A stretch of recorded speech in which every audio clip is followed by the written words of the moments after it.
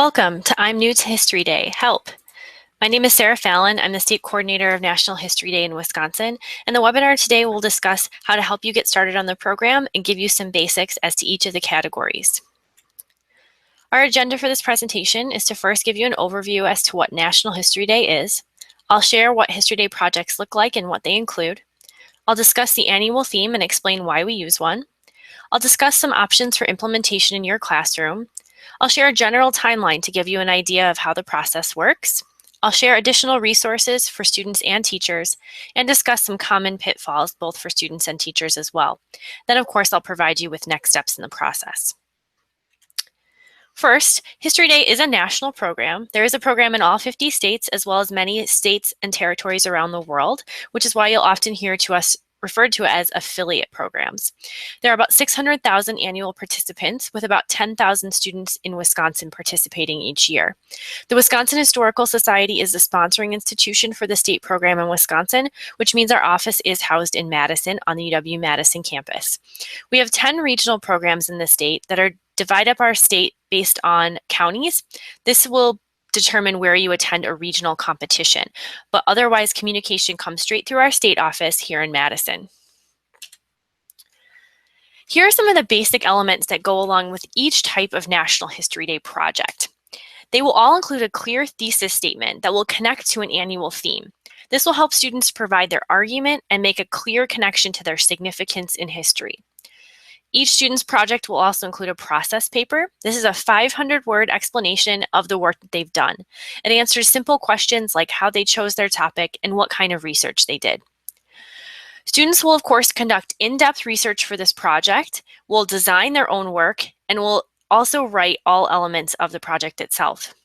This will include primary and secondary source research and analysis. This includes things like images as well. Students will then include all of those primary and secondary sources in their annotated bibliography. This is a vital part to the process, and we stress that it's often the most important. This can be done in either Chicago or MLA styles. These are just the simple elements that go into any type of History Day project, no matter which category your students will choose. We do work with an annual theme, and the theme is there for a couple of reasons. I think the most important is that it helps students think more like historians. It thinks beyond the book report and beyond the list of facts about their topic. It helps answer the question, so what? Why is my topic important in history? This year, the theme we're working with is taking a stand. This will allow all students around the world who are doing a project to work on the same theme and will help unify us. Students are able to select their own topic for their National History Day project. The only guideline is that it must connect to that annual theme of taking a stand. We don't provide any other limitations for students on an era or type of history. However, as a teacher, you are welcome to make that choice.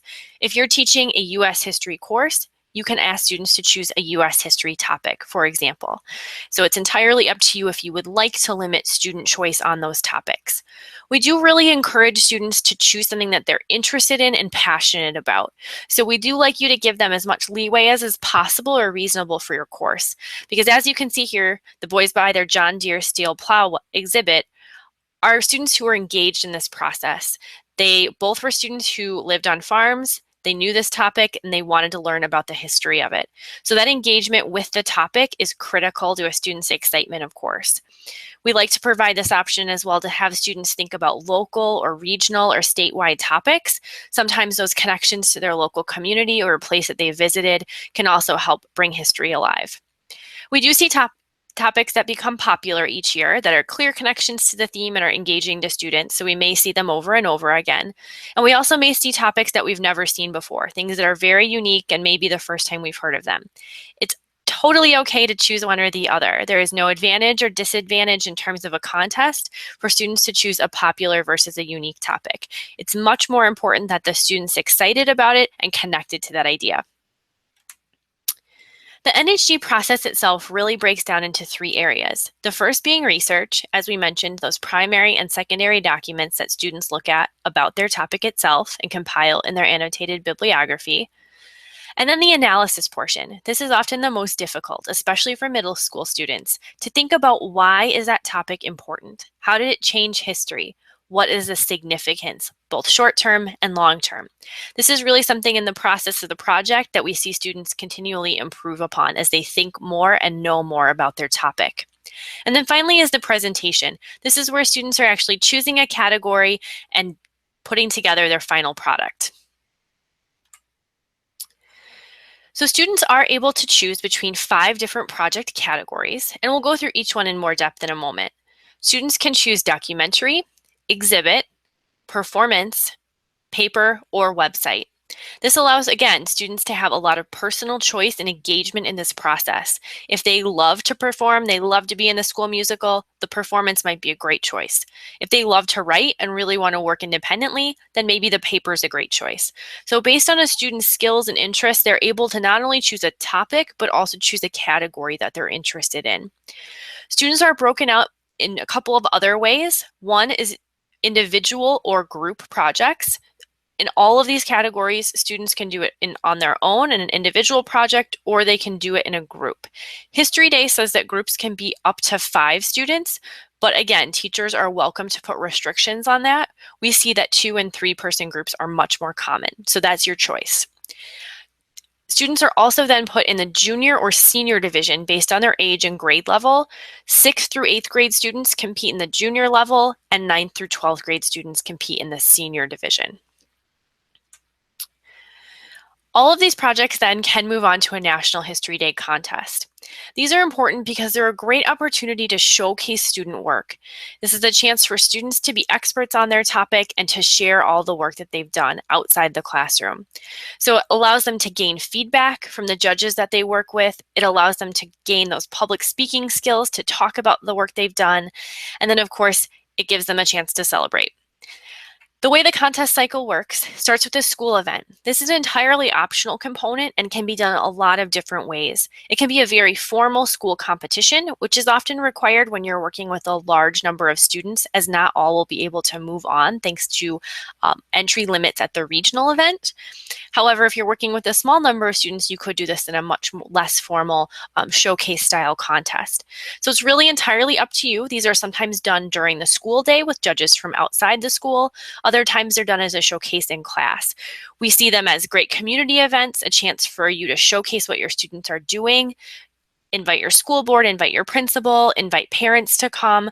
Again, these are really in every shape and size. We see them during the school day. We see them after school. So we can help brainstorm with you what might work best for you and your students. I think the school contest is a great opportunity for students to get feedback before they're in the regional competition. So I do highly encourage it at any level. The regional contest then you'll be based on those 10 locations you saw on that original map. So they're held statewide through February and March. Then the regional qualifiers have the opportunity to move on to the state competition, which happens in Madison at the end of April each year.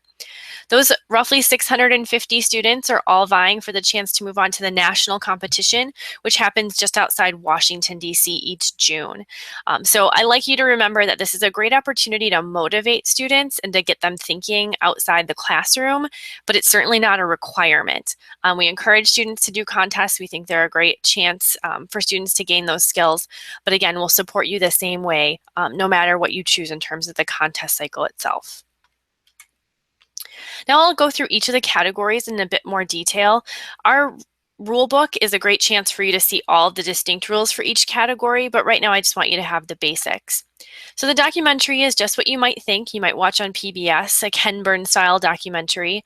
Students narrate their work here where they put together images and video footage and documents and talk about their script throughout their documentary. The requirement here is 10 minutes of length. That's how long a student project can be. And they usually choose to use some sort of video editing software like Apple iMovie or Windows Movie Maker.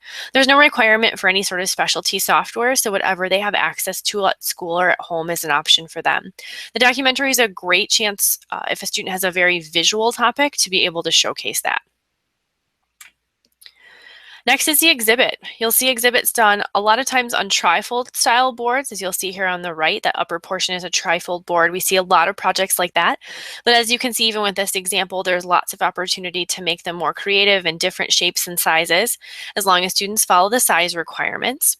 The biggest challenge here is to get students thinking about this as a museum style exhibit and to get them writing that way as well. There's only 500 student composed words that are possible on a History Day exhibit. This is the biggest challenge. There's a lot to say and not a lot of space to say it.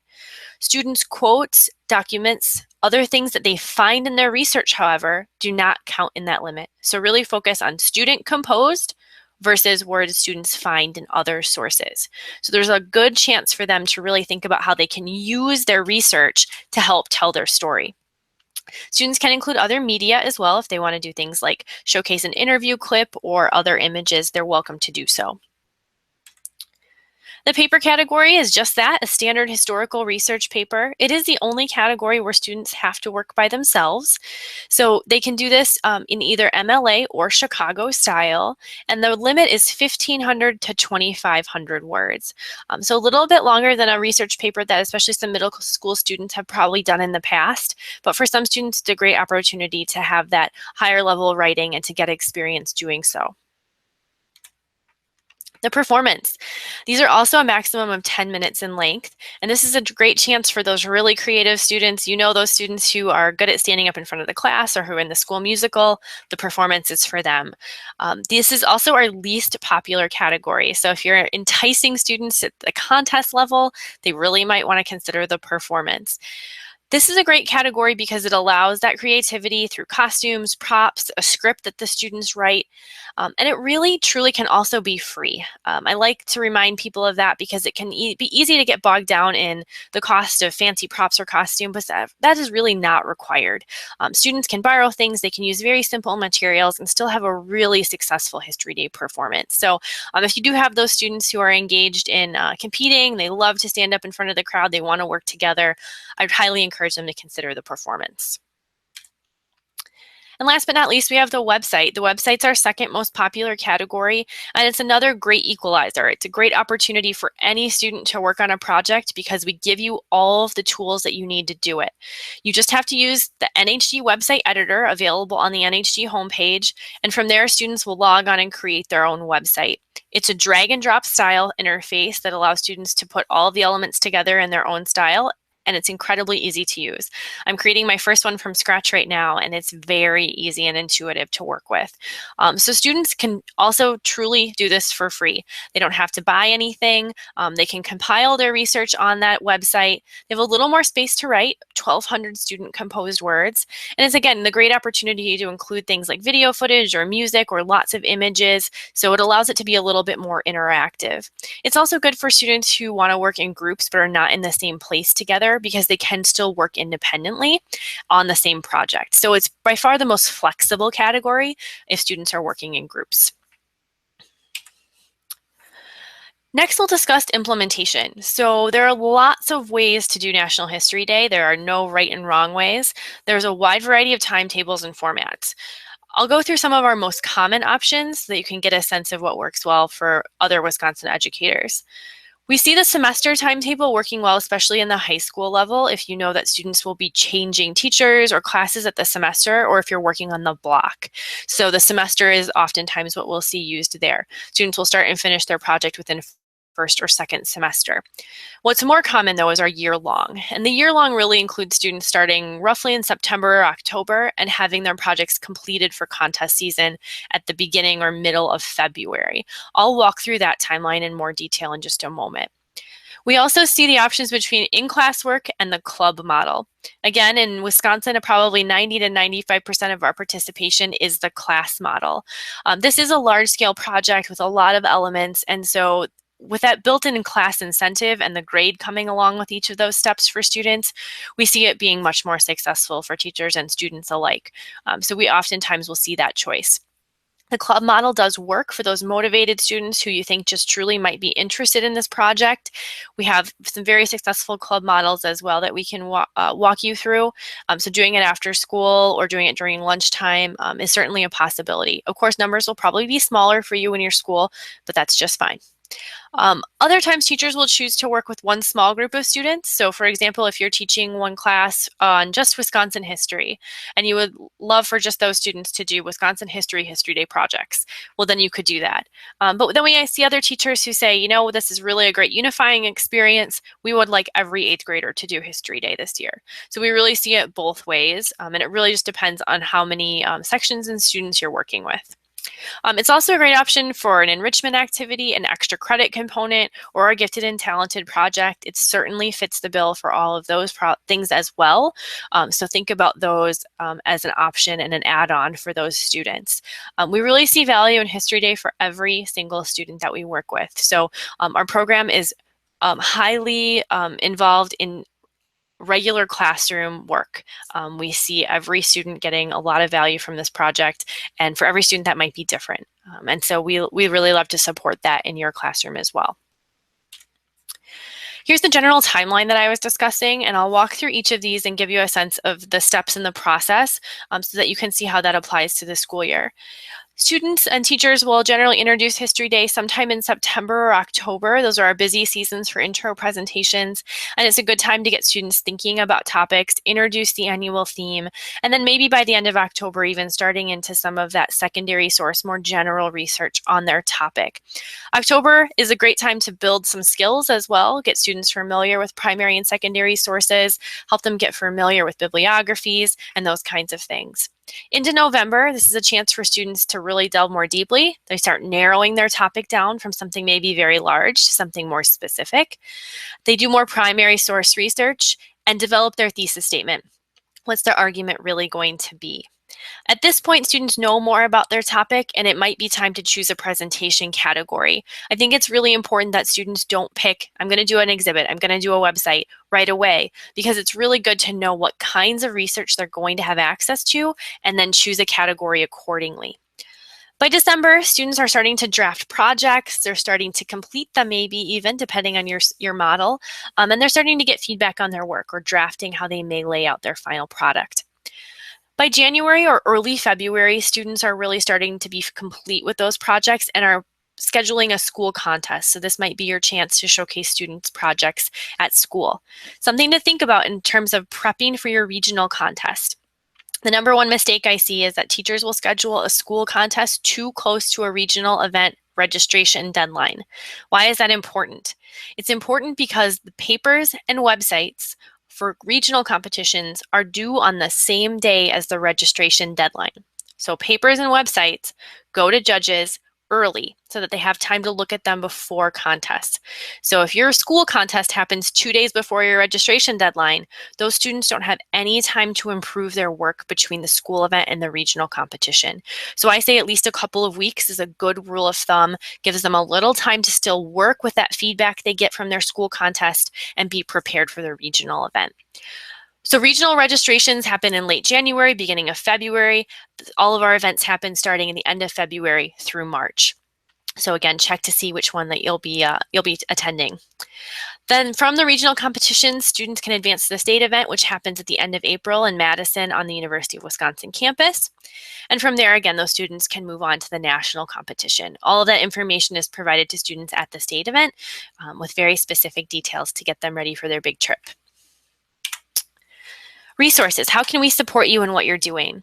We can provide classroom presentations to you free of charge at any point in this History Day process.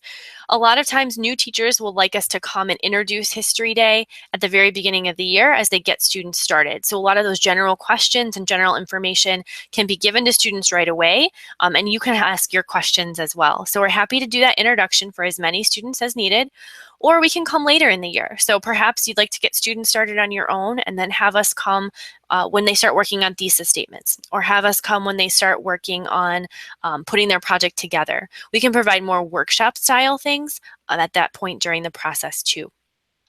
We also offer research workshops for students here at the Society in Madison. It allows students to do research here at the Society on U.S. history topics. Other topics are on other campus libraries, so U.S. topics are best for us here. If you can't make the trip to Madison, we're happy to help set you up with more local affiliates. Other public libraries, other university libraries are great opportunities for students to do more research. Project workshops are also offered for students between the regional competition and the state event. So from there, National History Day staff from our office here in Madison travels around the state and meets with students directly on their work. So we give them direct feedback on how to improve before the state event. We want every student to walk in with the best possible project. And from there, of course, we're available via email for teachers and students at all times. It's probably the fastest way to get a hold of us when we're traveling too. So we're happy to help you. And I promise you're not bugging us. We really do want to hear from you. Educators, we provide you with curriculum materials. Those are available digitally this year, 100%, so they should have either been sent to you already, and if you haven't gotten them, ask me for them. We also do educator workshops. This year we're focusing on webinars, and we're doing one a month on a different topic to help you throughout the process. And of course, we can also support your local events. If you need us to come and help you with a big school contest, we can do that. We can help orient your judges. We can help judge ourselves. So there's lots of ways that we can support you on that. We certainly don't want your school event to become a burden. We want it to be an exciting day. So here's some of the common issues that we see with teachers and students alike as they are working on National History Day. For students, it's often easy for them to get stuck in the design or what their project looks like and to lose focus on the research. The way that students are judged at a contest is actually 30% research if you really break it down. So it's incredibly important that they've really done good research and they are experts on their topic so that they can do a good job of laying out their project in an organized fashion. It's just not as glitzy. It's of course difficult for students to complete these long-term projects. They're working on it for a long time. There's a lot of elements, and we realize that that can be a real challenge. So we've helped break it down with different benchmarks through this step-by-step of the process. So you can guide those struggling students, and you can also help the ones that might procrastinate. You can also watch out for students, especially this year as we work with taking a stand in history, to help them avoid the biography. We may see a lot of individuals as topics, and we really want to make sure that students aren't saying they were born, they did some things, and they died. But why are those things important? How did history change because of what someone did? And really getting them off of the biography of their life. And then the what ifs of history. We see this sometimes too. Students will want to say something like, well, if so-and-so hadn't made that decision, then history would be different. I like to remind students that we can't prove something that didn't happen and focus on the things that did. So really getting them to a more solid argument. For teachers, we know there can be challenges in keeping students motivated during that research phase. We all know that dreaded day in the computer lab when students aren't getting much accomplished, and how to work through that. So we've developed some good ideas, and I just learned from another teacher recently about sort of a mini project idea that helped got students out of this rut that they could get in. After they've selected a topic, they've gotten started, but it's not quite time to put the project together yet. So we have some ideas to help you with that. Please let us know if you're struggling. That's the time where History Day can kind of fall apart if no one's really holding its hand. Remember that you don't have to be an expert on a topic. You don't have to be an expert on History Day either. That's our job. We can be that support for you. And your students, it's their job to become an expert on their topic. So you're there to hold their hand, to help them out, to give them an idea on what's next. But if you don't know everything about the topic they've selected, that's okay. In fact, we see projects every year we know very little about, and that's okay. So remember that, let go of that fear. You don't have to know it all. Please ask us for help too. Like I said, we really do want to hear from you. There's times I meet with teachers later on in the year and they say, well, you know, this one thing was really challenging. If only they'd asked me, I have a resource or I have another teacher who's been through it that could help them out. So let us know if you're struggling, if you have questions. That really truly is our job and we want to help you. And also use our materials and get familiar with them, get your hands in them, read them now, know what's out there for yourselves, because those curriculum materials, we work really hard to make sure that you don't have to reinvent the wheel. We want everything to be ready to go and on that digital curriculum material package ready for you to use. So dig around in there, see what's available so that we can really help you and it will make it the easiest it can be. So what are some of the next steps for you? Like I said, get ready to look at those curriculum materials if you haven't yet. Ask us questions and look at your curriculum. Think about how History Day might work with you and your students. And if you have questions about that, let me know. I can always hook you up with a mentor teacher who's doing something very similar. Think about how you're going to start. Do you want to start small or maybe you want to start large? You want to do this with a small group of students or you want to do it with everybody? And then of course, contact us. If you need us for a school visit, The sooner the better, of course, will give us the most flexibility in our schedule, but we want to help you, so let us know how we can do that. Again, thank you very much, and we look forward to working with you and your students this year.